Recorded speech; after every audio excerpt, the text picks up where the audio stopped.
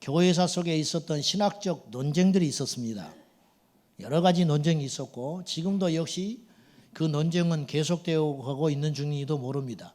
그리고 끊임없이 신학적 주제들이 이슈로 등장하니까요. 뭐 해방신학, 민중신학, 여성신학 이런 건 이미 100년의 역사가 넘습니다. 그러면 크게 교회사 속에 논쟁이 심하게 있었던 큰 신학적 논쟁은 세 가지라고 저는 개인적으로 생각해요. 자, 뭐 이해하는 건 어렵지 않아요. 처음에 교회가 탄생했어요. 탄생할 때 첫째 주제는 뭐였냐면 초대교회의 관심은 무엇이냐면 예수님이 과연 하나님의 아들이 맞냐, 이것에 대한 관심이 증폭되어 있었습니다. 그래서 기독론에 대한 논쟁, 예수는 누구냐, 이것에 대한 논쟁이 수없이 계속됐어요. 이게 초대교회에 있었던 첫째 논쟁이에요. 그리고 그것이 정리가 됐어요. 예수 그리스도는 완전한 인간이요 완전한 하나님이시다. 하나님의 아들로 정의가 딱 됐어요. 그러니까 더 이상 이것에 대해서는 이견을 달지 않는 거예요. 중세로 넘어오면서 두 번째 논쟁이 불붙기 시작했는데 교회는 과연 뭐냐, 이게 교회. 교회란 무엇이냐? 아시다시피 중세 천년은 교회의 시대예요. 교회가 강력한 힘을 발휘했어요. 그래서 한때 교회밖에는 구원이 없다, 그러기까지 말을 했습니다. 교회를 하나님의 집으로 신성시하면서 교회, 그러니 교회 수장인 교황과 사제들이 엄청난 사회적 영적인 권세를 가지고 휘두를 때가 있었어요. 근데 이것도 후유증이 만만치 않았지요. 그래서 중세 천년이 지나갑니다. 19세기 접어들면서 어떤 논쟁이 불붙기 시작했냐면 성령에 대한 논쟁이 불붙기 시작했어요. 왜냐하면 성령의 역사가 막 일어나기 시작하는 거예요. 성령의 역사가. 근데 이걸 해석을 할 수가 없는 거예요. 이것이 어떤 사람은 맞다 하고 어떤 사람은 틀렸다 하고, 이 논쟁은 어쩌면 지금도 계속되고 있는지 몰라요. 뭐 신사도 운동이니 뭐 2단이니 3단이니 이런 일들도 어쩌면 지금도 성령론에 대한 논쟁이 계속되고 있는지 몰라요. 뭔가 역사가 나타나는 거예요. 뭔가 현상이 일어나는 거예요. 그런데 이것을 어떻게 딱 부러지게 해석하기 어려운, 그래서 이제 이런 것들에 대해서 많은 논쟁들이 지내내고 있는지 모릅니다. 이처럼 오늘 이 시대는 성령에 대한 관심이 당연히 증폭되고 있는 시대라, 그렇게 볼 수 있습니다. 세상의 지식과 세상의 교통과 학문이 빨라졌듯이, 속도가 빨라졌듯이 영적인 속도도 엄청나게 빨라지고 있습니다. 그래서 가만히 있으면 우리가 은혜로 구원받은 것이기 때문에 우리의 구원은 완전하지만은 영적으로는 성장하지 아니하고 또 영적으로는 까막눈이 되어가지고 뭔지 모르는 그런 도태되고 뒤처지는 그런 일이 있을 수 있습니다. 제가 바라기는 우리 사랑하는 성도님들은 거룩한 욕심, 영적인 욕심을 품어서 그 자리에 만족해 있지 마시고 날마다 영적으로 진취적인 생각을 가지고 나아갈 수 있기를 축복합니다. 중세시대에는 이렇게 방언하면 마녀로 몰려서 죽었어요. 방언만 해도. 중세시대에는. 그 성령의 은사가 나타나는데, 성령의 역사가 나타나는데 이것들에 대해서 허용되지 않는 시대. 그렇기 때문에 악령이 들어서 그렇다. 그래서 교회에서 쫓김받고. 우리나라도 마찬가지예요. 우리나라도 은사운동이 일어나는 게 사실은 오래된 것 같지만 많지 않습니다. 60년대, 70년대 초만 해도 교회 안에서 방언 기도하는 사람이 많지 않았다는 거예요. 방언. 그래서 방언의 현상이 일어날 때 정의를 못 내려가지고 이게 잘못된 것이다, 그렇게 이야기하는 사람도 있었다는 거예요.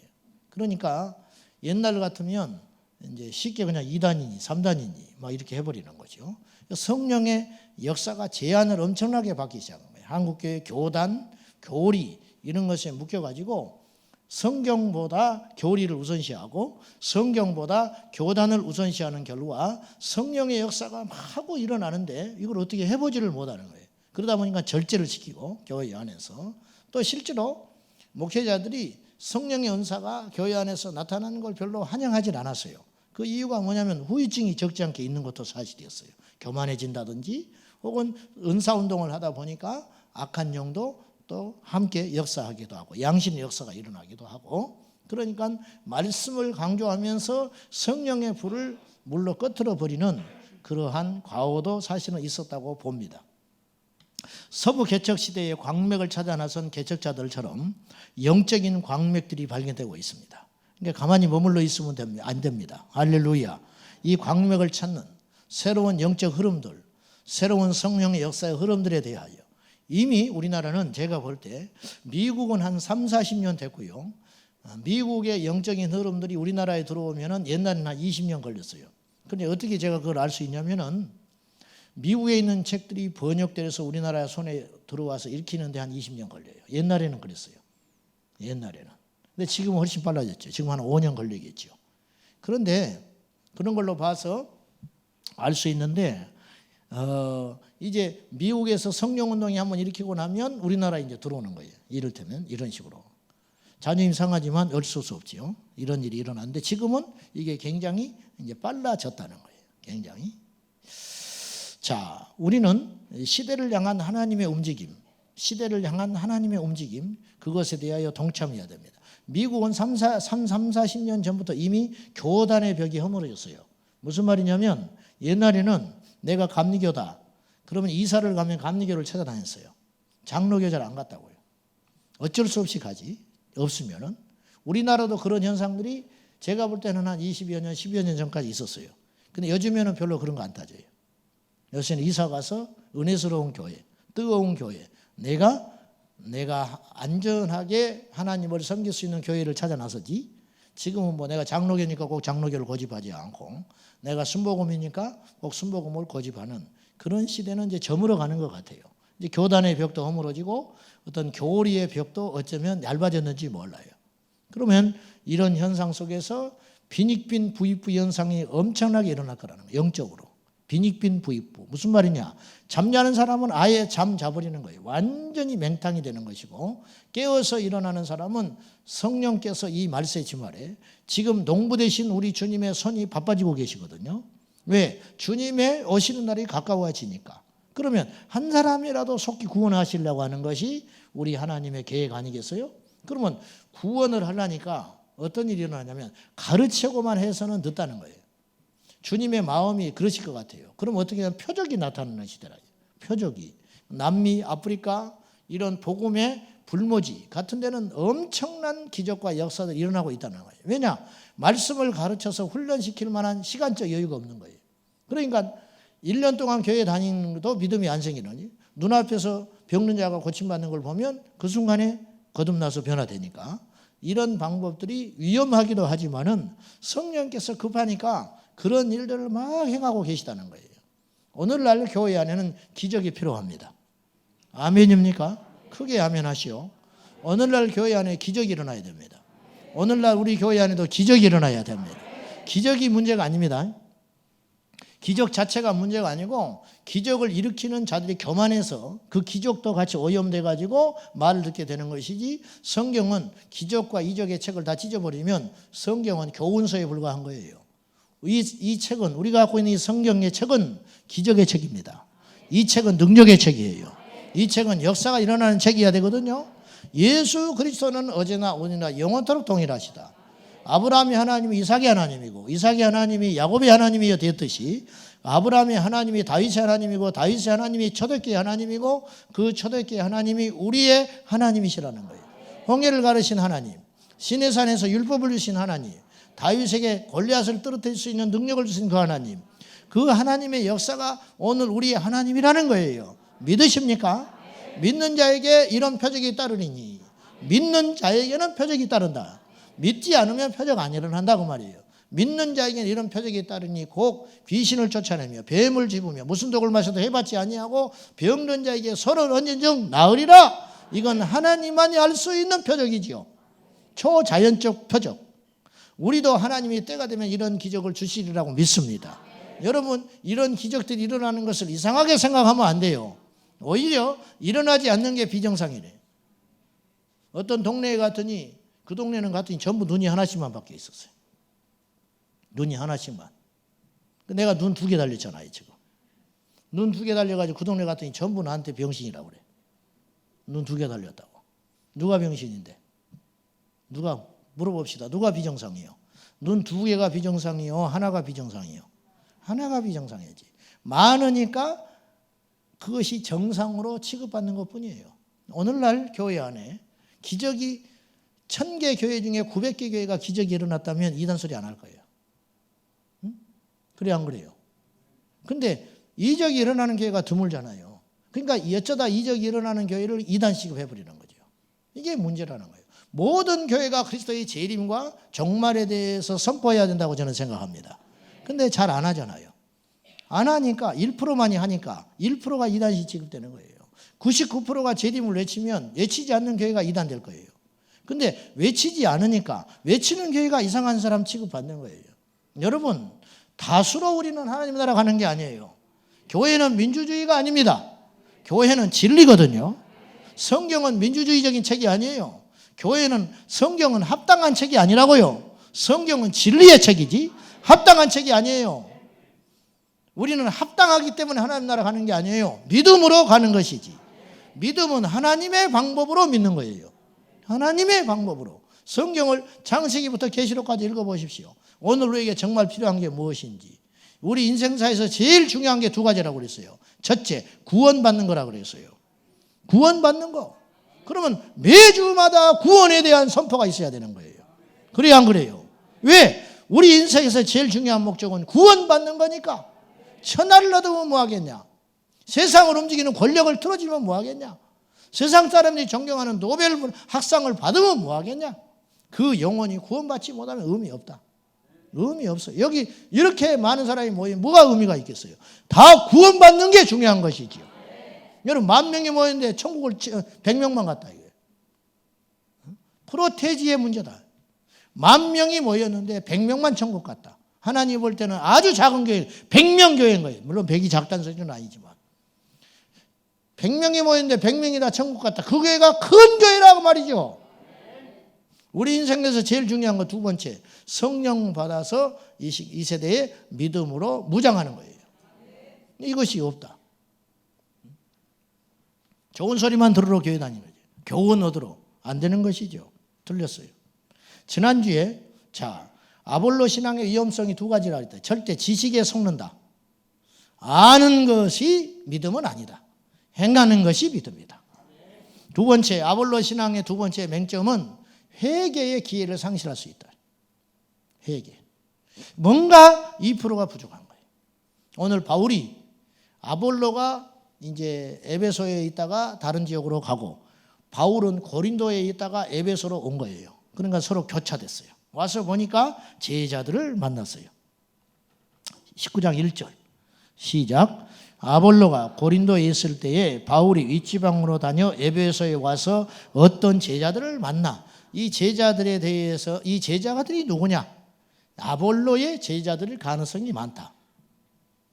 첫째는 아볼로가 에베소에서 사역을 했기 때문에.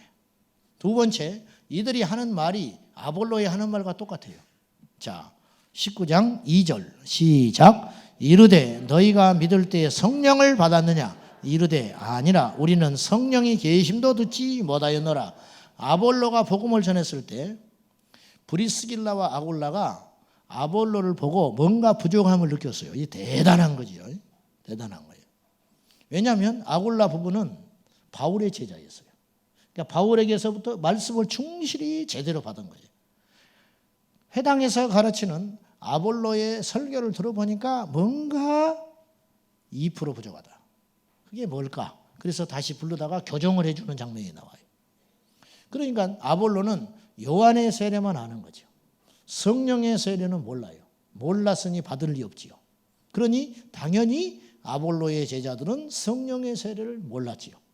그러니까 오늘 바울이 말을 전하면서 하려고 하는 주제는 뭐냐? 이 말씀이 굉장히 중요해요. 너희가 믿을 때에 성령을 받았느냐? 이 말씀을 어떻게 해석할까요? 믿을 때에 성령을 받았느냐?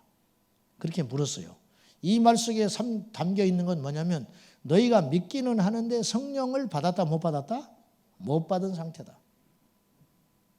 성령을 못 받았기 때문에 나중에 받지요. 나중에 받게 되잖아요. 7절에 받지 않아요? 그죠? 6절 7절에 성령을 받잖아요. 그러니까 받지 않았기 때문에 받은 거죠. 믿었는데 성령이 없다. 그럼 이건 이제 또 신학적인 논쟁으로 들어가요. 저는 오늘 그걸 말하려는 게 아니에요. 로마서 8장 9절에 보면은 너희 속에 하나님의 영이 거하시면 너희가 육신에 있지 아니하고 영에 있나니 누구든지 그리스도의 영이 없으면 그리스도의 사람이 아니다. 그리스도의 영이 없으면 그리스도의 사람이 아니다. 그래서 이 말씀으로 우리가 예수님을 믿게 된 것이 성령께서 역사하셔서 믿게 된 거다. 그렇죠. 근데 바울이 이 제자들을 봤을 때 지금 믿은 상태예요, 안 믿은 상태예요? 믿었어요, 안 믿었어요? 믿고 있는 거예요, 안 믿고 있는 거예요? 예? 너희가 믿을 때에 안 믿었으면 바울이 새 성령을 안 전합니다. 만약에 안 믿었으면 바울은 예수를 전하지. 그렇죠? 예수를 전하지 다른 거 안 전해요. 바울은 가는 곳마다 불신자들에게, 유대인들에게, 이방인들에게 예수 전했습니다. 왜냐? 그들에게는 예수가 생명이니까. 생명이 없는 자에게는 생명을 줘야 되는 거예요. 죽어가는 사람에게는 약을 줘야지요. 죽어가는 사람들에게 다른 뭐가 필요하겠어요? 이들이 지금 믿었기 때문에 예수님의 십자가와 예수는 알고 있는 거예요. 그러나 이들에게는 뭐가 없어요? 성령을 없다. 성령을 몰라. 너희가 믿을 때 성령을 받았느냐? 이 말에 숨겨진 뉘앙스는 이런 뜻이 아니겠어요? 킹 제임스 성경에 보니까 이 말씀을 가지고 제가 고민을 많이 했어요. 믿을 때 성령을 받았느냐? 우리가 어찌 성령님이 없이 믿을 수 있을까? 이 말은 로마서 8장 9절에 근거하면 그럴듯해 보이지만 우리 삶 속에서 실제적으로 제가 목회사역을 하면서 교회 안에서 만난 수많은 이름을 그리스도인이라고 부르는 수많은 사람들 중에 사실은 성령의 확신이 없는 사람들이 많이 있었어요. 우리 주변에도 그래요. 여러분 주변에도 그렇고. 그러니까 이거는 교리적으로 뭐 논쟁을 하자는 게 아니고 현실적으로 보자. 현실적으로 접근을 해보잖아. 현실적으로. 자, 킹 제임스 성경은 이 말씀을 이렇게 해석했습니다. 너희가 믿은 이래로, 믿었다는 걸 전제해요. 믿은 이래로, 믿었다. 그 다음에 너희는 성령을 받은 적이 있냐? 이렇게 말한 거예요. 유진 피터스는 이 말씀을 아주 색다르게 해석을 했어요. 여러분은 하나님을 머리에만 모셨습니까? 아니면 마음에도 모셨습니까? 머리에만 머물러 있는 상태. 성령이라는 말은 안 했지만 너희 속에 아까 로마서 8장 9절을 오해가 있으니까 다시 한번 제가 이야기하겠습니다. 너희 속에 하나님의 영이 거하시면 너희가 육신에 있지 아니하고 영에 있나니 누구든지 그리스도의 영이 없으면 그리스도의 사람이 아니라 그리스도의 영이 없으면 그리스도의 사람이 아니다. 이 말씀을 어떻게 들으면 우리가 성령이 없이는 그리스도의 사람이 아니니 성령이 없이는 구원받지 못했다. 이렇게 해석할 수도 있지만 이 말씀을 다른 번역 성경으로 보면 꼭 그렇게만도 해석을 안 해놨어요. 유진 피터슨 목사님은 이 말씀을 이렇게 해석했어요. 하나님께서 친히 여러분의 삶 속에서 살기로 하셨다면, 하나님께서 여러분의 삶 속에 오셔서 함께 살기로 하셨다면 이것이 바로 그리스도의 영이 있는 상태라 그렇게 표현한 거예요. 하나님께서 여러분에게 오셔서 삶 속에서 함께 살기로 하셨다면 이제 여러분은 하나님보다 이 세상에서 여러분을 더 생각할 수 없을 것입니다. 이제 이렇게 표현한 거예요. 자, 무슨 말을 하려고 하냐면 우리가 가진 개역 성경에는 그리스도의 영이 없으면 그리스도의 사람이 아니라는 뜻을 우리가 이렇게 해석할 수 있다는 거예요. 무슨 말이냐면 그리스도의 영이 없으면 구원받지 못한다. 이렇게 해석할 수 있지만 사실은 다른 번역 성경에 보니까 꼭 그렇게만 해석하지 않고 그리스도의 영이 없으면 그리스도의 사람이 아니라는 뜻은 성화의 문제로 접근을 했더라는 거예요. 성화의 문제. 그리스도께서 너의 마음속에 들어가서 너를 완전히 영으로 지배하지 않으면 너는 세상에 나가서 여전히 세상 사람들과 다를 바 없는 삶을 산다. 이렇게 해석도 했더라는 거예요. 그러니까 로마서 8장 9절에 너무 매이지 마라. 너무 매이지 마라. 사도행전 1장에 보면 예수님의 모친과 동생들과 제자들 120명이 여자들을 포함한 120명이 다락방에 모여서 일주일 정도 기도를 합니다. 일주일 정도 오로지 기도했어요. 전심으로 기도하고 그 기간 동안 제비 뽑아서 가룟 유다를 대신할 마띠아도 뽑고 이렇게 하는데 그때 성령의 불같은 역사가 일어났죠. 불의 혀같이. 불의 혀가 아니에요. 같이. 없는 거예요. 이 세상에. 어떤 현상이 일어났는데 이 세상에 전혀 경험하지 못한 어떤 특별한 현상이 그때 일어난 거예요. 그러니까 성경의 저자인 누가는 불의 혀 같다 그렇게 표현한 거예요. 뭔가 휙 뭐가 몰아쳤어요. 그걸 바람 같다 그렇게 표현한 거예요. 진짜 바람 아니에요. 진짜 바람 아니라고. 제가 학창시절 때 수련회 가가지고 성령의 충만함을 막 구하는데 머리가 갑자기 딱 불이 임해버린 거예요. 머릿속에가. 와, 성령이 임했다. 막 그래가지고 계속 기도하고 나중에 보니까 머리가 되게 아파요. 왜 그런가 봤더니 성령이 임한 게 아니고 형광 천장에 날았던 후레쉬가 떨어져가지고 내 머리를 때려버린 걸 가지고는 내가 그렇게 혼자 착각한 거예요. 성령이 내게 임하셨구나. 막 성령이 임한지 알고 놀래가지고 막 기도했죠. 그런 차원은 아니고 사도행전 1장은 진짜 불같이 바람같이 그들 가운데 1장과 2장에 걸쳐서 불의 혀같이 그리고 급하고 강한 바람같이 휙 몰아쳐가지고 그들 가운데 성령이 임하셨다. 묻겠습니다. 그 모인 120명의 사람들이 그때 성령 처음 받은 거죠. 그래요, 안 그래요? 그 전에 받았어요, 안 받았어요? 안 받은 건 확실하지요. 그럼 그 120명이 만약에 성령 받지 않고 모여서 일주일 동안 기도했지요. 예수님 믿었어요, 안 믿었어요? 믿었으니까 생명 걸고 일주일 기도한 거 아니에요. 그래, 안 그래요? 그들이 만약에 죽었으면 어떻게 됐을까요? 천국 갔을까요, 못 갔을까요? 응? 기도하다가 죽었으면 성령 안 받고 죽었으면 천국 갔을까요, 못 갔을까요? 저는 갔을 거라고 생각해요. 무슨 말인지 아세요? 야, 여기서 헷갈리시는구나. 근데 이런 설교를 하면 또 막 논쟁이 붙어요. 그래서 내가 되도록이면 안 하려고 그러는데 제가 틀릴 수 있습니다. 제가 인정해요. 제가 틀릴 수 있는데 이 비밀은 주님만이 아시는 것이고 또 사람들에 따라서 해석을 이렇게 해도 제가 이렇게 해석하지만 다른 사람은 전혀 다른 각도로 해석할 수 있어요. 저는 그걸 이 시간 중요하다고 얘기하지 않는 거예요. 중요한 건 뭐냐면 오늘 우리에게는 성령의 불이 필요하다는 거예요. 오늘 우리에게는 성령의 세례가 필요하다는 걸 이야기하려고 하는 거예요. 다른 것 없어요. 그러니까 논쟁하다가 소비하지 마라. 쓸데없이. 제가 그런 말씀을 하려는 거예요. 사도행전 1장에 주님께서 승천해 가시면서 제자들에게 너희는 예루살렘을 떠나지 말고 아버지께서 약속하신 바 성령을 기다리라. 그렇게 말하셨어요. 아버지께서 약속하신 것. 그리고 내가 전에 너희에게 일렀던 바 약속하신 성령을 예루살렘을 떠나지 말고 기다려라. 오늘 모인 우리들 중에는 두 부류의 종류가 있다는 거예요. 그러므로 두 종류의 분들이 계세요. 하나는 성령의 세례를 받은 사람이 있어요. 한 부류는 성령과 상관없는 사람들이 있어요. 아까 에베소에 사도 바울이 갔을 때 너희가 믿을 때에 성령을 받았느냐? 그때 이들의 반응이 우리는 성령의 있음도 듣지 못했습니다. 성령이라는 말 자체를 못 들었다는 거예요. 그때는 그만큼 영적인 지식이 제한적일 수밖에 없었어요. 교통과 문화가 발달하지 않았기 때문에. 오늘 이 시대는 그렇지 않잖아요. 그때 그 사람들은 그렇게 답을 할 수밖에 없었지만은 오늘 우리 교회에 오셔서 바울 선생이 오셔서 여러분은 믿을 때 성령을 받았습니까? 그렇게 말하면 두 부류의 사람이 나올 수 있다. 정직하게. 지금 여러분이 가장하고 앉아 있는데 한 부류는 아멘 하고 일어나는 부류가 있을 것이지만 한 부류는 눈만 뜨고 그냥 이러고 있는 사람이 있을 수 있다.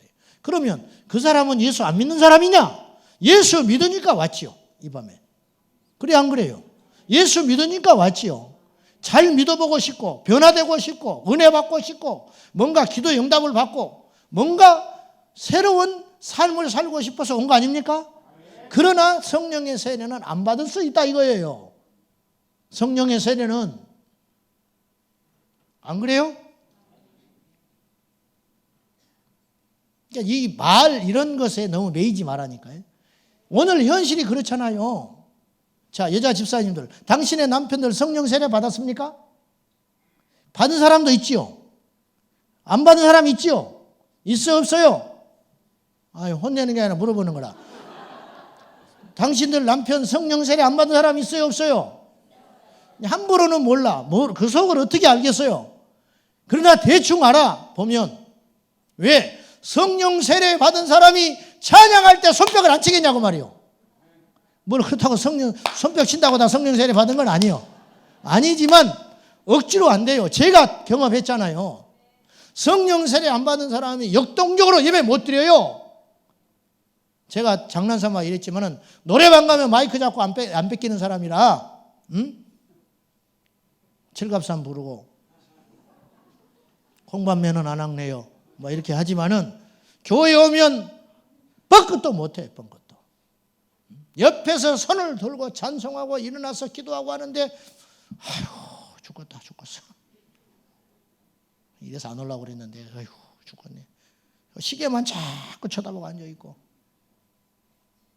그 아내는 옆에 앉아있잖아요. 그럼 아내는 막 땅을 흘리고 내 남편 성령 받으라고 막 또 들으라고 기도하면 안 되니까 열받아 하니까 방언으로 막 다다다다다 하고 막 이왼수땡이 성령 받으라, 이왼수땡이 성령 받으라. 이 인간 주여 성령으로 불을 내려주십시오. 불을 내려주십시오. 언제입니까? 주여 언제입니까? 언제까지 이러겠습니까? 막 다다다다다 하면서 눈치 스스스 보고 막 기도. 근데 남편은 막 고개 푹 숙이고 이러고 앉아있는 거야. 이놈이가 이렇게 오래 가냐? 이놈이가 오래 가냐? 그리고 이제 기도 끝나고 가면 돌아갈 때 말이 없어, 남편은. 왜? 싫으니까. 싫으니까. 싫으니까. 계속 이 시간들이 10년 가까이 가는 거예요. 묻겠어요. 성령 세례 받았다면 그럴 수 없지요. 현실적인 이야기 아닙니까? 신학적인 이야기를 제가 하려는 게 아니라 현실이 그렇잖아요. 현실이 성경을 앞서지는 않아요. 그러나 이 현실을 무시할 수 없잖아요. 솔직히 성령 안 받고 목사 될 수 있지요. 주일이 오는 게 두려워요. 주일이 오는 거 두렵습니다. 새벽기도 죽을 것 같아요. 저도 그래. 그렇지만 그래도 기도하면 살아나요. 이 좋은 걸. 새벽기도 안 하면 목사 다 죽어요. 대화하면 안 되죠. 알죠? 육의 사람과 영의 사람은 대화 안 되는 거 알죠? 진짜와 가짜는 대화가 안 되는 거 아시죠? 지금 무슨 말을 하는지 알죠, 제가? 네. 아멘 하는 사람은 진짜라. 죄송한 이야기지만은, 자, 제가 지금 무엇을 전달하려고 하는지는 아실 거예요. 제가. 이들은 성령의 세례 못 받았어요. 에베소에 있는 제자들. 성령 세례 못 받았다니까요. 바울이 처음 만났을 때 상태가. 받았으면 어떻게 또 옵니까? 세례는 평생 한 번이요. 성령의 세례도 한 번이에요. 그 대신 이제 우리가 어떤 뜨거움이 다시 회복되고 하는 건 성령이 안 충만했다가 충만해지는 것이지 세례가 계속 일어나진 않아요. 우리 왜 세례라는 표현을 썼겠어요? 한 번이니까. 마가의 다락방 오순절날 성령께서 강타하셨죠. 이게 성령의 세례. 그리고 베드로가 가는 곳에 베드로는 그런 현상인지 안 일어나요. 몰라 일어나는지 모르지만 그건 성령의 재충만이라고 할 수 있지 어떤 성령의 세례라고 말하는 건 아니에요. 고넬료가 사도행전 10장에 베드로가 설교할 때 말씀을 전할 때 위에서 성령이 임하셔요. 그것이 성령의 세례예요. 그러면 고넬료에게 매일 기도할 때마다 그런 현상이 일어났을까요? 아니죠. 그러나 이제 임하신 성령의 불은 떠나지 않고 그 안에서 불타고 있는 거지요. 그래요, 안 그래요? 이해되시면 아멘 하시지. 그래서 성령의 세례는 이례적인 사건이다. 한 개인에게 한 번은 반드시 있어야 한다. 근데 없는 사람이 있다. 없는 사람. 이것이 이제 우리 하나님의 답답함이라는 거예요. 이 밤에 여러분에게 성령의 세례로 충만하시기를 축원합니다. 제가 6개월 동안 성령의 경험을 없이 교회 다녔잖아요. 그러면 성령에 대해서 들었지 않았겠어요, 제가? 성령 들었어요. 기도도 했어요. 예수님에 대해서도 들었어요. 믿어보려고 노력도 했어요. 그러나 그건 내 노력의 한계지 더 이상 어떤 변화나 발전이 없었어요. 그러던 어느 날 성령께서 내게 임하셨어요. 내게. 그리고 그 사건을 내가 잊지 못해요. 왜 잊지 못하냐? 그때 제가 방언을 받았거든요. 그러면 오늘 성경에도 그렇고 방언을 하게 했기 때문에 성령을 받았다. 그것도 함부로 말할 수는 없지만 방언은 외적인 표징이에요. 방언을 하면 옆에 사람도 다 알 수 있잖아요. 본인도 알 수 있잖아요. 그러니까 성령의 은사라는 건 고린도전서 12장에 보면 다른 표현으로 이렇게 표현을 했어요. 성령의 나타나심. 성령의 표징이 성령의 은사예요. 그러니까 성령이 임하면 오늘 본문에도 두 가지 현상이 일어났어요. 방언과 예언. 그리고 초대교회 처음으로 다락방에 성령이 임하실 때도 어떤 현상이 일어났어요? 방언이 터졌지요. 고넬료에게 성령이 임하셨을 때 방언이 터졌습니다. 방언, 예언, 하나님을 찬미함. 이제 찬송이 터지고 뭔가 예언이 터지고 방언이 터지고. 이건 뭐냐? 억지로 안 되는 거예요. 방언이 억지로 됩니까? 한번 해보세요. 억지로. 그때는 할지 모르나 그 다음에 오면 안 되는 거예요. 그러니까 성령의 은사는 돈으로 못 사요. 성령의 불은 돈으로 못 사요. 성령의 불은 연극을 할 수 없어요. 성령이 임하시고 안 임하시고는 정확해요. 그건 절대 억지로 안 되는 거예요. 성령을 받은 사람이 안 받은 사람처럼 할 수 없고 성령을 안 받은 사람이 받은 자처럼 뛸 수 없어요. 그래서 성경은 불이라고 표현한 거예요. 자, 내가 내 몸에 불이 붙었어요. 아이고 이렇게 못해요. 불 받으면 펄펄 뛰는 거예요. 자, 내가 우리 집에 불 났다는 거 동네 사람 다 알아요. 왜? 눈에 보이니까. 소리가 질러대니까. 뭔가 난리가 일어나니까. 개인적으로도 마찬가지죠. 성령의 세례를 받아서 성령에 충만하여 불이라고 표현한 이 성령의 임재가 강력히 나타나는 사람은 주변 사람들이 알 수 있는 거예요. 저분이 성령에 붙들린지 저분이 붙들려 있지 않은지 알 수 있어요. 대략. 그래요 안 그래요? 우리가 표현은 안 하지요. 상처받으니까. 상처받으니까 표현은 안 하는 것뿐이지 안다니까요. 같이 지내보면 알아요. 영의 사람인지 육의 사람인지 성령의 세례를 받았는지 성령으로 충만한지 인간적으로 이분이 몸부림을 치고 그냥 교회만 왔다 갔다 하는 종교생활을 하고 있는지 표가 난다니까요. 표가 나요. 아주 특별한 아주 대단한 연극을 하는 사람 빼놓고는 표가 나게 돼 있어요. 표가 나게 돼 있어요. 주님이 약속하신 대로 그들은 예루살렘을 떠나지 않았고 약속하신 성령을 간절히 기다렸어요. 약속하신 성령을. 이들에게는 이것이 전부였어요. 이들에게는 어떤 소망이 없어요. 그렇죠? 예수님은 승천에 올라가셔 버렸고 그분의 한마디 한마디가 예전에는 믿지 못했지만 부활하신 주님을 목격한 후에는 100% 믿어지는데 그분이 마지막으로 남기고 간 말이 뭐냐면 너희는 예루살렘을 떠나지 말고 약속하신 바 성령을 기다리라. 내가 너희에게 말했지. 요한복음 14장, 16장 계속 주님이 말씀하시거든요. 내가 너희를 떠나가는 것이 유익하다. 근심하지 마라. 내가 가면 보혜사 성령께서 오셔서 너희를 의에 대하여 죄에 대하여 심판에 대하여 가르쳐 주시리라. 성령이 오시면 너희에게 내가 너희에게 한 말을 기억나게 할 것이고 그 말씀을 깨닫게 하실 것이다. 성령이 오시면 너희가 권능을 받는다. 권능을 받아서 귀신을 쫓아내고 권능을 받아서 능력을 행하게 되고 권능을 받아서 병자를 고치게 될 것이고 그것을 도구 삼아 예루살렘과 온 유대와 사마리아와 땅끝까지 이르러 나의 증인이 될 것이다. 핵심은 성령이다. 할렐루야. 핵심은 성령이다 그 말이죠. 근데 성령 안 받고 예수를 믿어요? 성령 안 받고 교회가 탄생을 해요? 인테리어 해놓고 교회 건물 줬다고 그게 교회입니까? 그 안에 성령께서 임재하셔야지요. 사람들이 모여서 열심히 깔끔하게 예배 순서 잘 해가지고 찬송한다고 모든 순서가 매끄럽게 진행된다고 그게 예배입니까? 성령의 기름 부음이 있어야 예배지요. 말을 한다고 그것이 설교입니까? 그 말은 강연입니다. 성령이 없는 말은 강연이에요. 사람의 인생을 한 인생을 뒤집어 놓고 한 사람을 각성시키고 한 사람을 회개시키고 하는 것은 성령의 역사다 그 말이죠. 지난주 한 이야기 똑같이 해도 상관없어요. 성령의 역사라면 그 똑같은 말씀이 한 사람을 살리는 거예요. 아무리 신선하고 그럴듯하고 새로운 말씀이라도 성령의 역사가 없으면 고개는 끄덕거리게 할 수 있지만 모르나 그 사람의 심령을 깨트릴 수는 없다고 말이죠.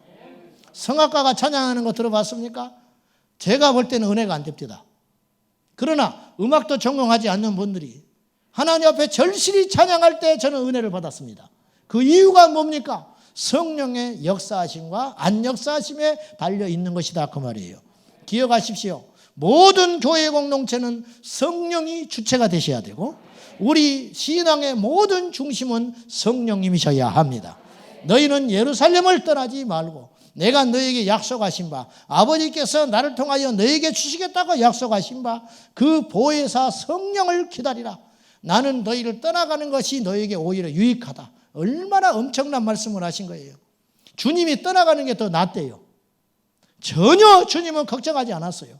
내가 너희를 구화와 같이 버려두지 아니하리니. 할렐루야. 구화와 같이 버려두지 않는다. 주님은 믿는 구석이 계셨던 거예요. 누구냐? 바톤 터치하고 임하실 성령님. 성령님이 오시면 나를 모른다고 3번이나 부인했던 저 베드로, 그 속에 성령이 역사하면 3,000명 5,000명 뒤집어 놓는다. 주님은 하셨어요.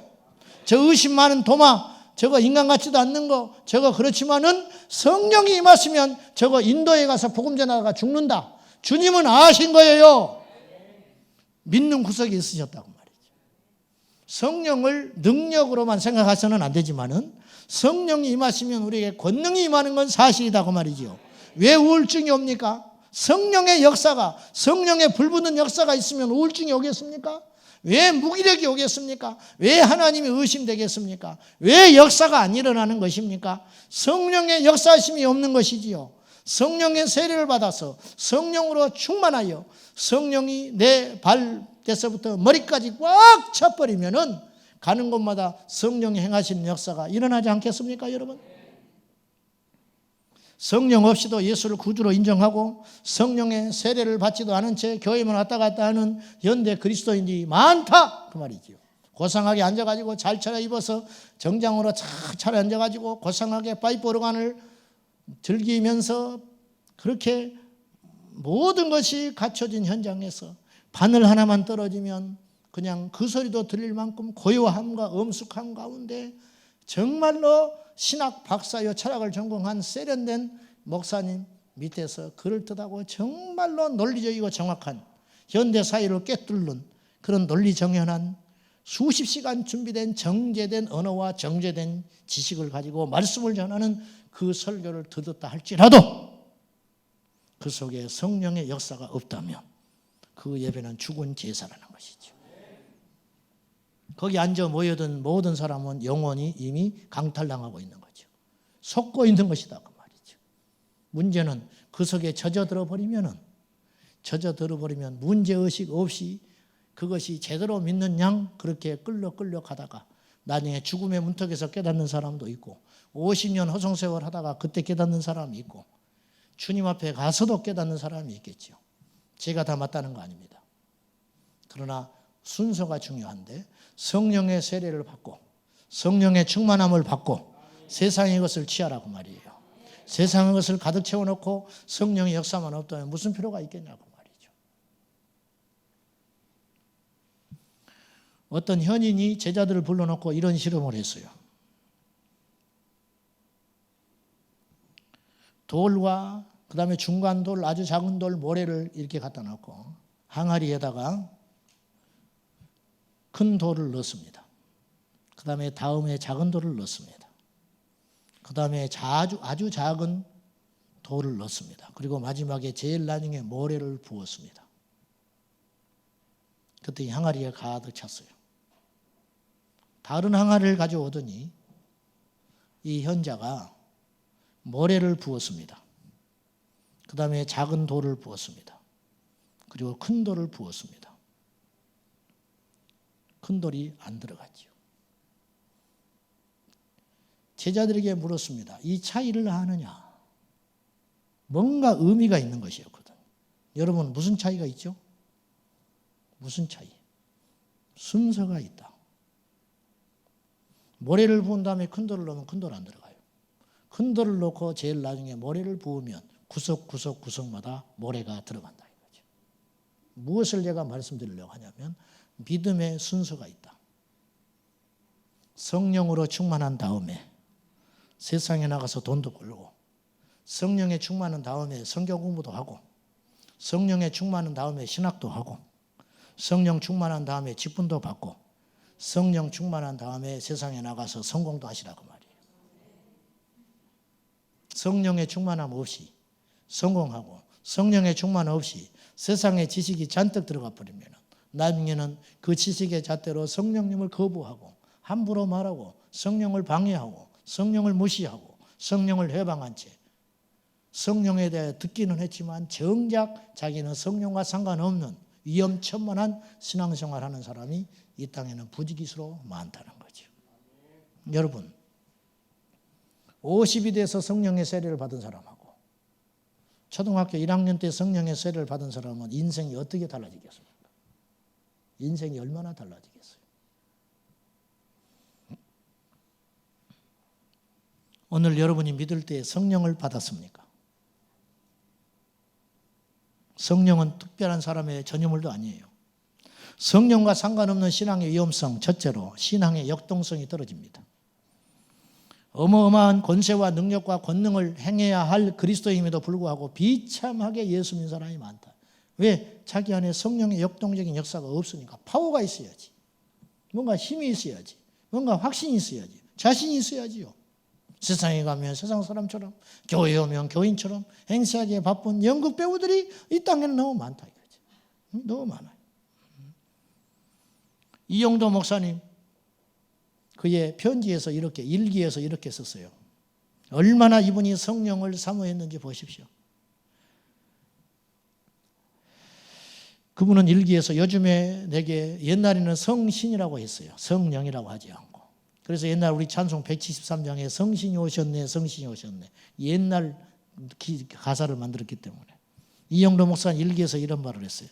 요즘에 내게 성신의 역사가 없다. 요즘에 내게 성령으로 안 충만하다 그런 뜻이에요. 요즘에 내게 성신의 역사가 없다. 기도해도 호응에 소리치는 것 같고 성신이여 오소서. 성신이여 오소서. 나를 지배하소서. 신영근 목사님 이야기를 내가 자주 했습니다. 이분이 돌아가신 부흥사지만은 이분이 우리 학교 채플에 와서 이야기했어요. 조그만 하고 난 생전에 처음 봤어요. 그분. 돌아가시기 전에 볼 수 있는 영광을 봤는데 이 불독처럼 이렇게 목하고 몸이 붙어버렸더만요. 이렇게 생겼더만요. 통통하니. 그래서 팔짝팔짝 뛰면서 찬송 인도를 하고 부흥회를 인도했었어요. 신학생들이 얼마나 교만하고 강박한지 팔짱 끼고 가만히 구경만 하고 있었어요. 앞에서 그 대선배 목사님이 펄쩍펄쩍 뛰고 찬송을 인도하고 있는데 전부 구경하고 있었어요. 신기하다는 듯이. 그리고 나서는 몇십 분 있다가 우리는 다 통곡했습니다. 그분이 이런 말을 했어요. 자기 신학할 때 공부도 되게 못하고 맨날 뒤에 앉아가지고 조는지 기도를 하는지 그리고 밤마다 산에 가서 뭘 하는지 목이 항상 새갖고 다니는 기도해가지고 그런 친구가 하나 있었다는 거예요. 그냥 옷도 그냥 맨날 거지같이 입고 다니고. 그런데 학교를 마치고 교회를 개척을 했는데 자기는 그래도 공부도 좀 하고 그런 편에 속했는데 자기가 목회를 하면 설교도 그럴듯하고 하니까 사람들이 막 몰려올 줄 알았다는 거예요. 자기 교회는 교인이 한 명도 안 오는 거예요. 와도 그냥 가버리고. 이게 안 되는 거예요. 힘을 써도 안 되고 그렇게 설교 준비를 열심히 해도 안 되는 거예요. 근데 들리는 소문에 그 학교 다닐 때 항상 그렇게 못난이 취급받았던 그 친구가 개척을 했는데 사람들이 불같이 모여든다는 거예요. 우리 목사님이 금요일 날 자기 교회 철야를 안 하고 그 교회를 찾아간 거예요. 도대체 어떻게 하길래 나하고 무슨 차이가 있는가 갔더니 완전히 다른 사람이 돼 있었어요. 학교에서 봤던 그 친구가 아니에요. 자기에게 없는 뭐가 있었어요. 깨달았어요. 그리고는 이 신영기 목사님이 기도의 시간에 가서 무릎을 꿇었습니다. 친구요, 내게 기도해 주라고. 안 해주려고 그래요. 안 해주려고. 손을 붙들고 자기 머리에다가 안수를 강제로 받았어요. 그리고 그날 저녁에 불을 받았습니다. 신영균 목사님은 그때 달라졌어요. 그래서 한국계의 족적을 남긴 대부흥사가 신영균 목사님이 탄생하는 순간이에요. 자, 실명을 거론해서 죄송하지만 이해하고 들으십시오. 이분 자녀분이 일산에 개척했습니다. 신 목사님 아드님이. 저기 사당동에 성민교회도 목회하시고 아드님이 주셨는데 일산에도 개척을 하셨는데 교회가 한 명도 사람들이 모이질 않아서 교회 문 닫았습니다. 아버지는 성령의 불의 사자인데 아들은 안 되는 거지요. 여러분, 성령은 돈으로 사는 거 아닙니다. 성령은 유전으로 얻어지는 거 아닙니다. 성령은 주께서 각 개인에게 주시는 철저한 주관적 선물이에요. 철저히 주시는 성령의 주관적 선물, 하나님 주신 주관적 선물. 이 성령을 받았습니까? 이 성령의 세례를 받았냐고 말이에요. 이 세례를 받지 않고, 이 성령의 세례를 받지 않고 예수 믿으려니까 죽을 지경이죠. 죽을 지경. 밤새껏 목사님들이 모여가지고 고스톱 쳤대요. 동창들이 모여가지고 새벽에 새벽기도 가면서 한 목사님이 일어나면서 이렇게 중얼거렸어요. 어떤 놈이 새벽기도 만들었대. 이게 성령 받지 않으니까 이런 일이 일어나는 거예요. 성령 받지 않으니까. 장로님들이 외국에 나가서 막걸리 한 잔씩 마시고 들어오는 거죠. 안수 집사들이 모여가지고 직장에서 골프 치러 나가면 못된 짓 하고 들어오는 것이죠. 왜? 성령의 세례를 안 받아서 그렇다고 말이죠. 제자훈련 다 했어요, 교회에서. 그거 코스록 해야 안수 입사 된다고 하니까 다 채직훈련 다 받았어요. 받으면 뭐해? 변하지를 않는데. 사람이 변하는 건 성령의 역사예요. 죄를 이기는 힘은 성령의 역사에서 오는 것이지요. 성령이 없으니 무슨 역사가 일어납니까? 설교는 강연이고 기도는 소리만 외쳐대는 것이고 찬송은 노래지요. 아니지요. 성령의 역사가 일어날 때 박자가 틀리고 곡조가 틀렸다 할지라도 그 찬양은 능력이 있는 것이고, 성령의 역사가 일어날 때 무식하다 할지라도 그 말에는 권세가 있어서 그 말을 듣고 3,000명 5,000명 주께로 돌아오는 것이지요. 성령의 역사가 일어날 때 의사도 아니고 의과대학 근처도 가보지 않았지만 병든 자에게 손을 얹은 적이 일어나게 되는 것이지요. 이게 하나님이 하시는 역사 아닙니까? 여러분이요, 성령의 충만함을 받아야 합니다. 이 말세에 우리가 무엇으로 승리할 수 있겠습니까? 환난이 다가오고 있습니다. 유혹이 다가오고 있습니다. 지금 이 시대가 어떤 시대입니까? 좌우를 분별하지 못한 사람이 얼마나 많아요. 6.25 동란 직전에 38선 근처에 뜨겁게 기도하는 교회가 있었다는 거예요. 이 교회 사람들은 기도하면서 직감을 했어요. 이 나라에 뭔가 난리가 일어난다. 그래서 이들은 밤마다 나라와 민족을 위해서 기도했어요. 그때 6.25 동란이 터졌고 이들은 한 사람도 예외 없이 다 순교했어요. 여러분, 이 순교의 힘은 어디서 나오는 거예요? 성령의 충만함에서 오는 것이죠. 왜 목사님들 일제시대에 신사참배 다 넙죽넙죽 절했겠어요? 다 이유는 그럴듯했어요. 문화다. 그건 종교 행위가 아니다. 하나님도 이해하신다. 그렇지만 사실은 죽기 싫어서 넙죽넙죽 절한 거 아닙니까? 알지만 범죄했어요. 그렇죠? 알지만 넘어졌어요. 왜? 버틸 수 있는 힘이 없는 거예요. 우리가 알지만 죄를 지어요. 알지만 그리스도인은 이렇게 살아야 한다는 걸 알지만 그렇게 살아가지를 못해요. 그 힘의 그 이유는 무엇이냐? 그 안에 내적인 힘이 없는 거예요. 그 힘은 성령의 능력인 것입니다. 베드로를 보십시오. 예수님 사랑했어요. 예수님 하나님의 아들로 고백했어요. 주는 그리스도여 살아계신 하나님의 아들입니다. 마태복음 16장에 고백했잖아요. 근데 마태복음 26장 가서 3번이나 부인해버려요. 예수님 떠날 생각 없었어요. 그래서 재판장 마지막까지 간 사람 베드로가 유일했어요. 예수님 뜨겁게 사랑했어요. 예수님을 위해서 자기 목숨도 드릴 뻔했어요. 다 버릴지라도 저는 주를 떠나지 않습니다. 고백했습니다. 이거 거짓말 아니었어요. 그 고백은 참된 것이었지만 버릴 수 있는 힘이 없었어요. 여종이 물었습니다. 너도 그 당의 한 사람이구나. 뭔 소리냐? 또 여종이 와서 물었어요. 네가 같이 있는 걸 내가 봤노라. 뭔 소리냐?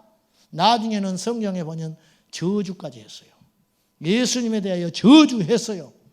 아닌 줄 알면서, 이렇게 하면 안 되는 줄 알면서 저주하고 자기가 목숨이 두려워서 그리고 밖에 나가서 심히 통곡하며 울었어요. 아는데도 안 고쳐지는 거예요. 아는데도 안 바뀌어지는 거예요.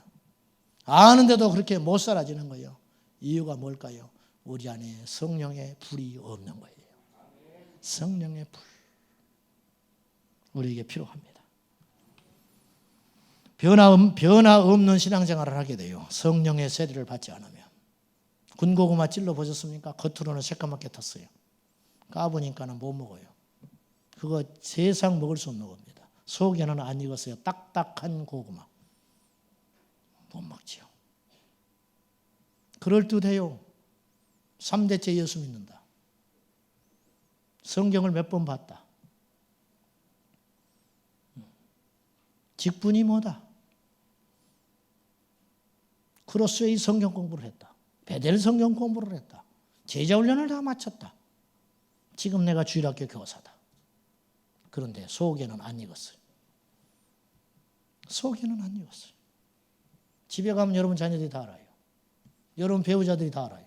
속이 익었는지 안 익었는지. 뭘 선택할 때 보면 탁 나와버려요. 결정적인 선택할 때 딱 나온다고 해요. 가짜지요. 불이 없어요. 불. 성령의 불 받아야 합니다. 성령의 불을 받아야. 아는 지식이 내게 힘이 되고 아는 대로 살 수 있는 원초적인 능력은 성령의 권능이에요. 오직 성령이 임할 때, 성령의 역사가 일어날 때 우리는 준비해야 됩니다. 성령 받기를 간절히 사모해야 돼요. 고넬료처럼. 어떤 분은, 제가 아는 분은 방언 받기를 위해서 1년간 교회가 철야했어요.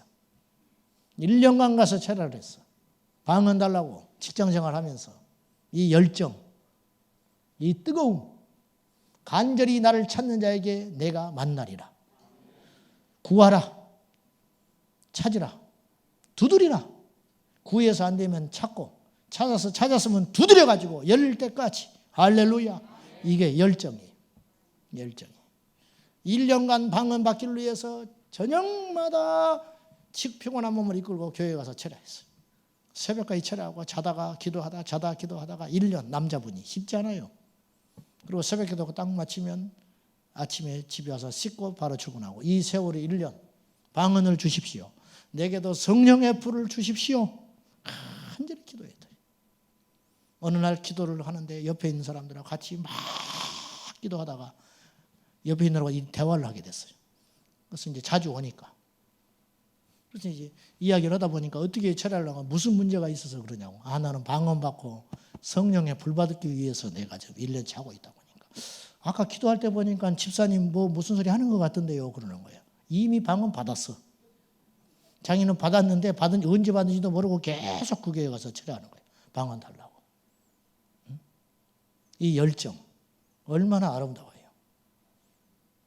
우리에게 좀 아쉬운 것이 있다면 엘리야가 제단에 불을 지피기 전에 준비를 했듯이 우리가 하나님께 나와 예배할 때 준비해야 되거든요.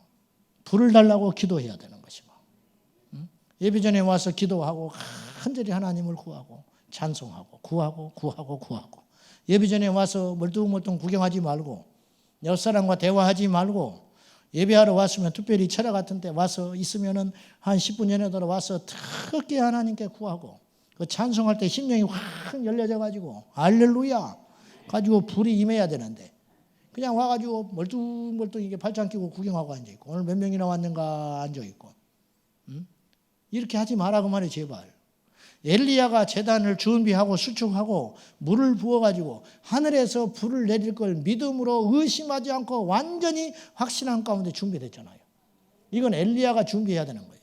우리가 준비해야 된다니까요. 건성건성하지 마세요.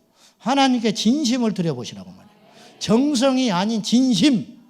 정성은 우상으로 받는 것이에요. 우리는 정성을 드리라는 뜻이 아니에요. 내 마음의 중심을 하나님께 드려라. 중심을 하나님께 드릴 때 하나님이 아신다 이거죠. 그 사모하는 심령에 하나님 불을 주신다 이거예요. 오늘도 마찬가지죠. 오늘도 기도할 때 건성건성하지 마세요. 여러분 진심으로 주님을 찾고 내 중심으로 여호와를 찾으라.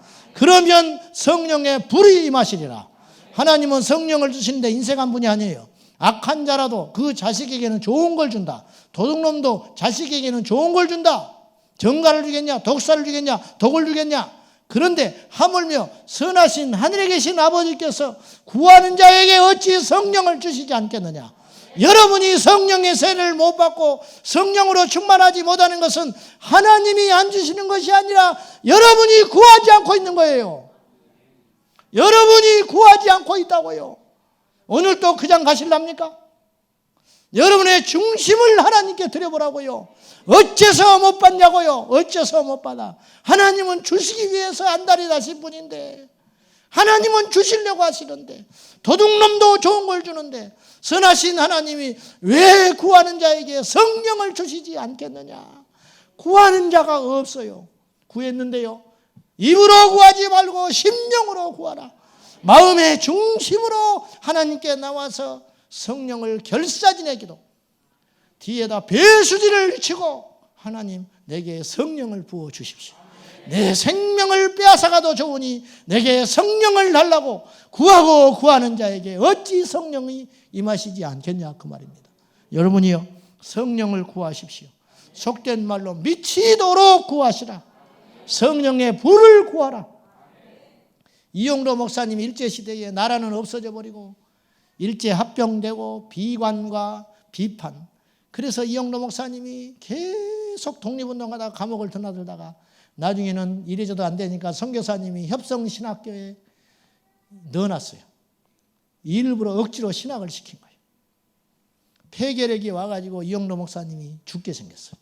그래서 학교 휴학을 하고는 자기 친구, 절친한 친구 이호운 목사님이 계셨어요. 이 목사님하고 그 목사님 고향 동네에 가서 요양을 하러 간 거예요. 학교를 이제 쉬고 내려갔는데, 옛날에는 교회들은 있었는데 이 목회자들이 드물었던 모양이에요.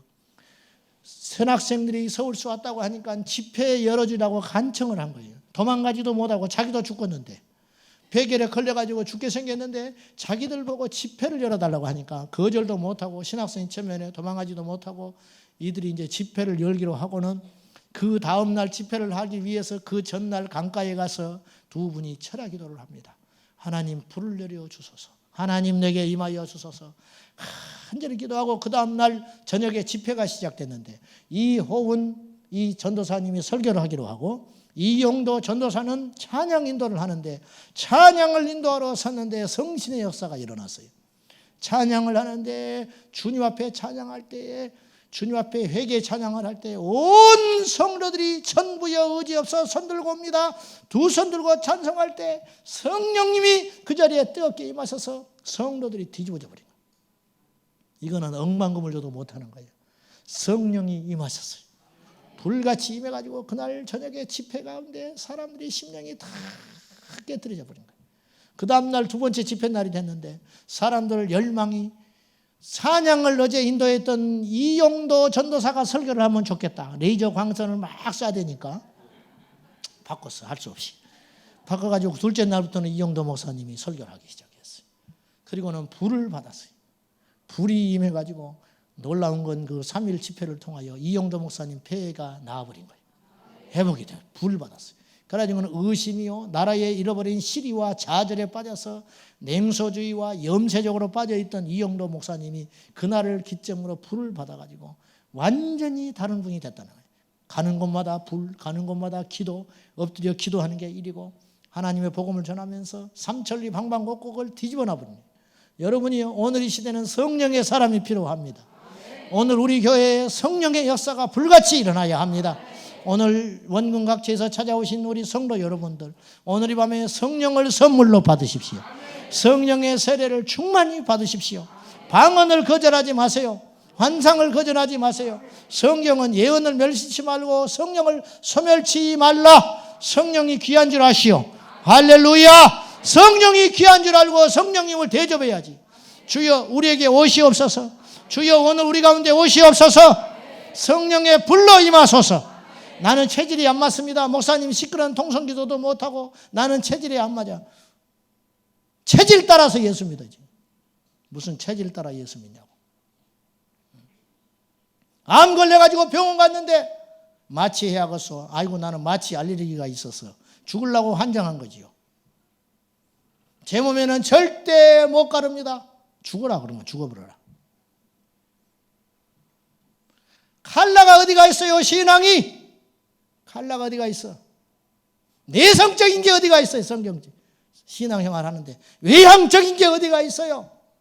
거듭난 자와 거듭나지 못한 자, 성령의 세례를 받은 자와 받지 못한 자만 있는 것이지 뭐가 있습니까? 신앙의 칼라라니 무슨 소리 하고 있어요? 아이고 장로교 같지 않네요. 이 교회는 무슨 소리 하고 있어 지금? 장로교다운 게 뭔데요? 순복음보다 뜨거운 것 같아요. 순복음만 뜨거워야 돼? 어디서 그런 소리 하고 있어요? 뜨거운 건 순복음만 뜨거워? 성경에 순복음이 어디가 있고 장로교가 어디가 있어요? 성령이 주인 되시는 교회가 돼야 되고, 역사가 일어나는 교회가 돼야 할 것이고, 회개하는 교회가 돼야 되고, 거듭나는 교회가 되고, 성령의 세례가 불같이 일어나서 하나님의 일하신 손길이 예배 때마다 일어나고, 회개하는 역사가 일어나고, 각성하는 역사가 일어나서 날마다 구원받는 숫자가 늘어나는 초대교회 같은 교회가 우리 교회가 되어야 되지 않겠습니까? 여러분의 가정에 불이 임하기를 바랍니다. 여러분의 심령에 불이 임하기를 바랍니다. 오늘 예배 가운데 불이 임하시기를 주님의 이름으로 축복합니다. 기도가 쉬었던 여러분들, 기도가 일어나야 됩니다.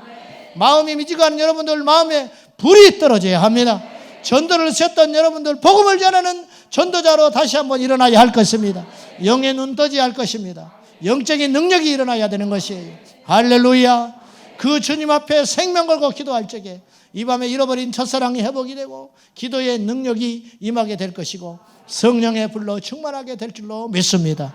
성령님을 사모하시기를 바랍니다.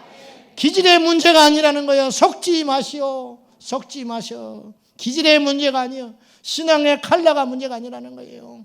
성령이 임하시면 우리 인생은 달라지게 되는 것이에요. 우리 모두가 그런 축복을 누리시기를 축복합니다. 할렐루야. 찬송합니다. 259장. 예수 십자가에 흘린 피로써. 그리고 191장. 내가 매일 기쁘게 성령 찬송. 간절한 마음으로 이 두 찬송을 계속해서 부르고 이 밤에 동성으로 뜨겁게 기도할 때 하나님의 불을 받으시기를 축복합니다.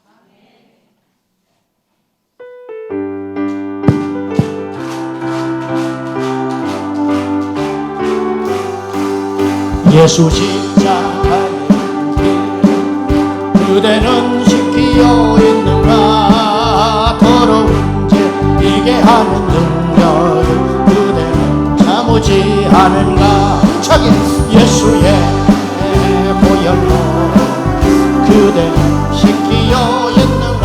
할렐루야. 맘속 여러 가지 죄악이 깨끗이 씻기어 있는가? 예수 십자가에 흘린 피로써 그대는 씻기어 있는가? 더러운 죄 이게 하는 능력 그대는 참지 않은가? 아멘. 예수의 보혈로 그대는 씻기어 있는가? 할렐루야. 마음속에 여러 가지 죄악 깨끗이 씻기어 있는가? 주 예수와 밤낮으로 늘 함께 그대는 행동을 하는가? 아무 때나 어디서나 그대는 십자가 붙들고 있는가? 아멘. 예수의 성령으로 보혈로 그대는 씻기어 있는가? 할렐루야. 맘속에 여러 가지 죄악이 깨끗이 씻기어 있는가?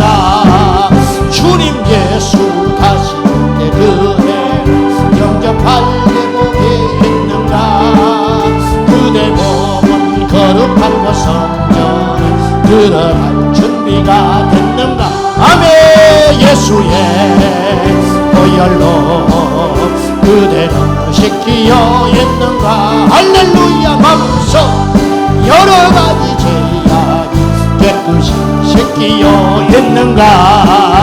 모든 죄의 더러워진 예복을 주 앞에 지금 다 벗어서 샘물같이 솟아나는 보혈 눈보다 너에게 씻으라.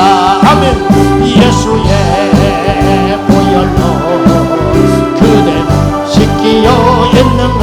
할렐루야. 맘속 여러 가지 죄악이 깨끗이 씻기어 모든 죄에 더러워진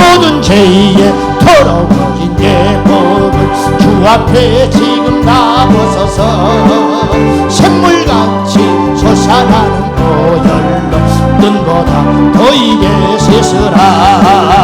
예수의 보혈로 그대는 씻기어 있는가? 할렐루야. 맘속 여러 가지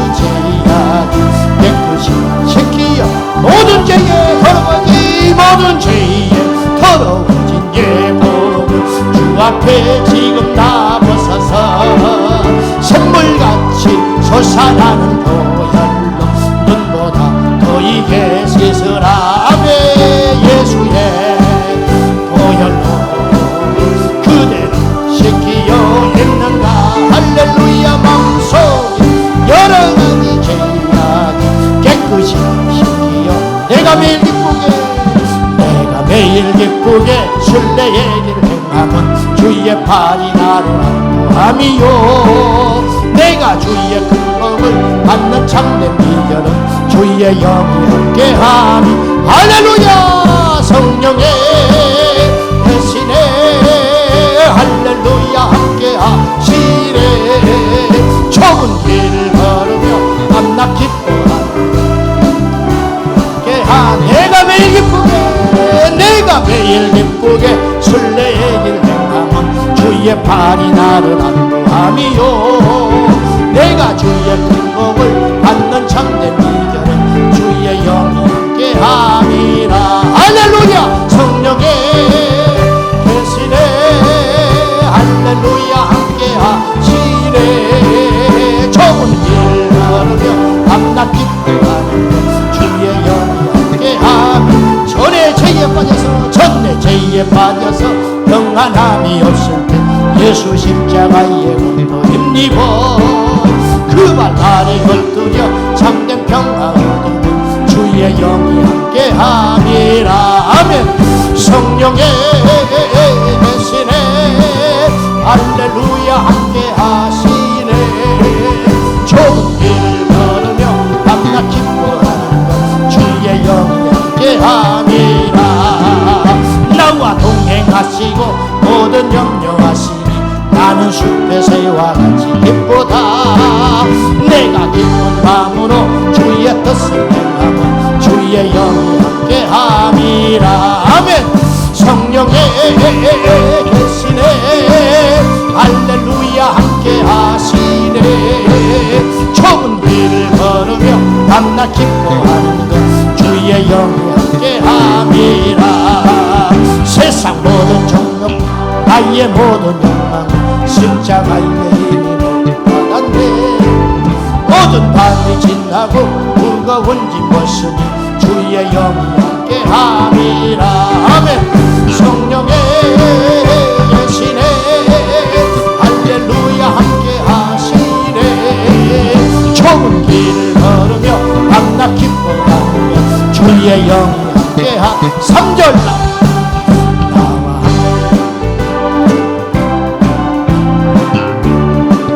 기쁘다 내가 기쁜 마음으로 주의 뜻을 행하면 주의 영이 함께함이라 할렐루야 성령의 계시네 할렐루야 함께하시네 좁은 길을 걸으며 밤낮 기뻐하는 주의 영이 함께함이라 세상 나의 모든 정욕은 십자가의 힘이 못을 박았네 모든 밤이 지나고 무거운 짐 벗으니 주의 영이 함께함이라 아멘 성령의 계시네 할렐루야 함께하시네 좁은 길 걸으며 밤낮 기뻐하는 주의 영이 함께하 성령이 계십니다 성령의 계시네 할렐루야 함께하시네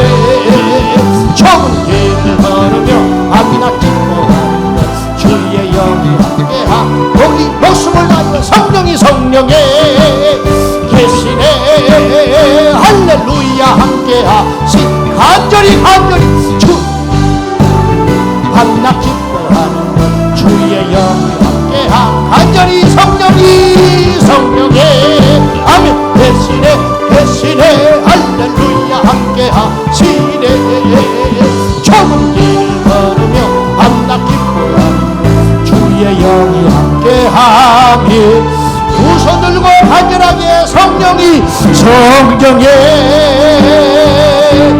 계시네 할렐루야 함께 하시. 거저가지 마시고 이 밤에 한 분도 거저가지 마시고 성령의 충만함을 받으시고 처음 사랑을 회복하고 기도를 회복하고 형제에 대한 사랑을 회복해 아멘. 아멘. 성령이 계십니다. 성령에 계시네. 할렐루야 함께 하시네. 좋은 길을 걸으며 좋은 길을 걸으며 밤낮 기뻐하는 것 주의 영. 이 시간 기도할 적에 성령으로 충만하게 하소서. 성령의 세례를 주셔서 주님 세번 들고 기도합니다. 주여